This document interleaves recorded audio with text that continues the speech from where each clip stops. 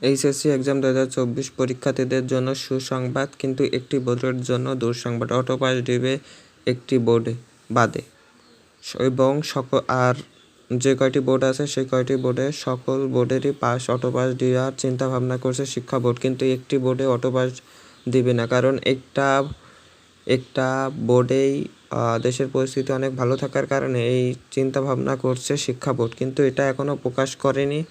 কিন্তু এই চিন্তা করার রয়েছে, কারণ আমাদের যে আগেকার শিক্ষামন্ত্রী যেটা ছিল দীপমণি, সেটা বলছে এসএসসি এক্সাম 2024-এর পরীক্ষার্থীদের অটো পাস দেওয়ার কথা, কিন্তু নফেল বলছে পরীক্ষাগুলো যদি অনুষ্ঠিত সুষ্ঠু সুন্দরভাবে যদি না করতে পারি তখনই আমি অটো পাস দিব, কিন্তু একটি বোর্ড বাদে। সে বোর্ডটি এখনও প্রকাশ করা হয়নি, সেটা আমরা একটু আগে নিউজ যখন পাবো তখন আপনাদের মাঝে উপস্থাপন করব।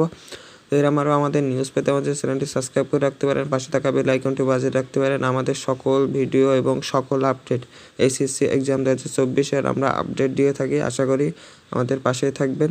ধন্যবাদ সবাইকে।